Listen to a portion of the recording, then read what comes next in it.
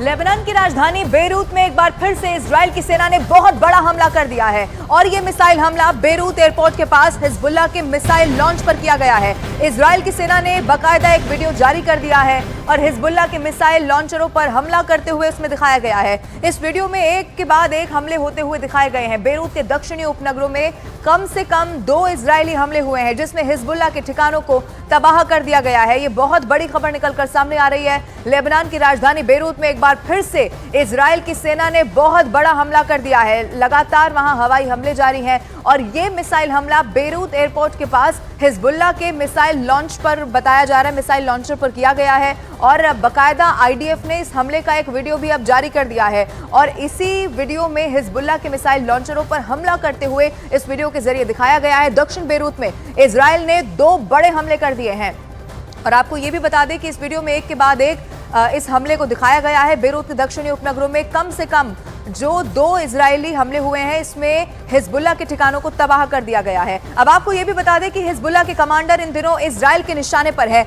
Nasrallah के बाद एक हिजबुल्लाह के कई कमांडर मारे जा चुके हैं। इजराइल ने हिजबुल्लाह के एक और कमांडर ईद हसन नशर को मार गिराया है। वो हिजबुल्लाह के रॉकेट यूनिट का कमांडर था और इसी खबर से हिजबुल्लाह कैंप में एक नई दहशत फैल गई है। इजराइल के फाइटर जेट अगले कौन से मिशन पर जाने वाले हैं, ये रिपोर्ट देखकर आप चौंक जाएंगे।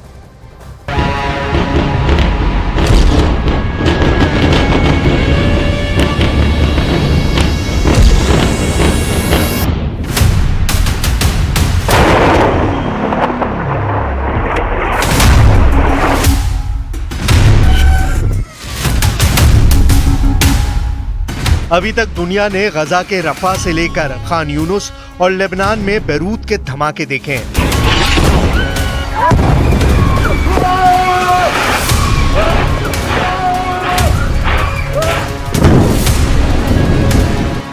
यमन के हुदैदा में भी आग लगी हुई है। इन हमलों के पीछे इजराइल का सबसे बड़ा हथियार अब दुनिया के सामने आ गया है। नेतन्याहू ने फाइटर जेट दिखाया, नेतन्याहू ने पायलट भी दिखाया, नेतन्याहू ने बम भी दिखाया जो गजा से लेकर बेरूत और यमन में तबाही मचा रहे हैं।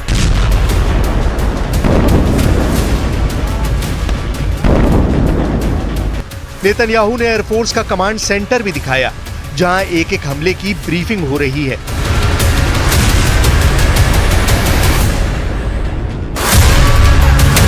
किसी भी एयरफोर्स में ऐसी ब्रीफिंग ऑपरेशन से पहले या उसके बाद होती है।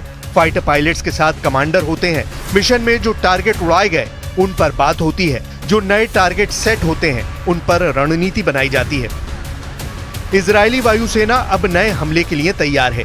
यह है इजराइल को अमेरिका से मिला F-15 लड़ाकू विमान जिसकी रेंज में लेबनान भी है और यमन भी। ये रिफ्यूलिंग के बाद ईरान में भी ऑपरेशन कर सकता है और यही फाइटर जेट इस वक्त इजराइल के हमलों को धार दे रहा है। अब देखिए कि इजराइल का नया टारगेट कौन कौन है।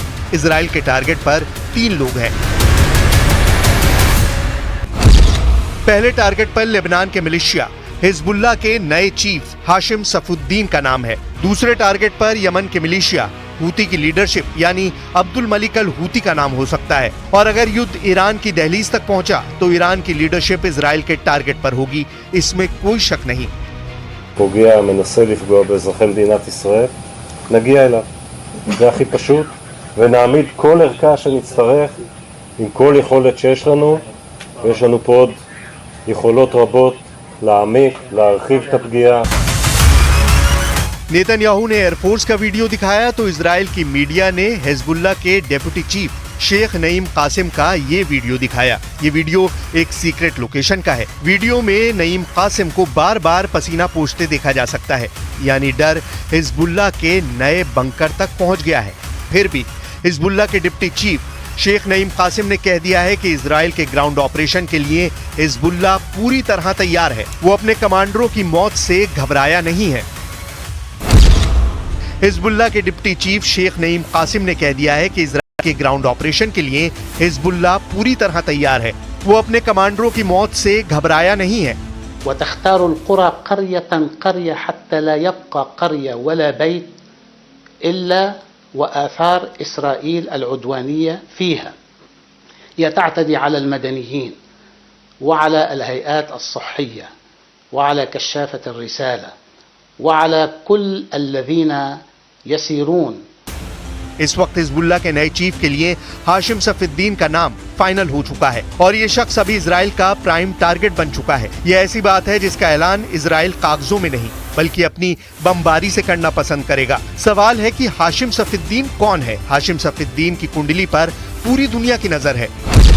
1964 में जन्मा सफीद्दीन हसन नसरुल्लाह का चचेरा भाई है। उसके पास हिजबुल्लाह के कार्यकारी परिषद की जिम्मेदारी है। ईरान के कौम में पढ़ाई करने वाले हाशिम सफीद्दीन को 90 के दशक से नसरुल्लाह के उत्तराधिकारी के तौर पर देखा जाता रहा है। अमेरिका ने सफीद्दीन को 2017 में आतंकी घोषित किया था। हिजबुल्लाह के नए चीफ के तौर पर सफीद्दीन के नाम का अभी तक ऐलान नहीं किया गया है। सवाल उठ रहे हैं कि क्या सफीद्दीन को डर है कि वो भी कहीं इजराइल की बमबारी का शिकार नहीं बन जाएगा?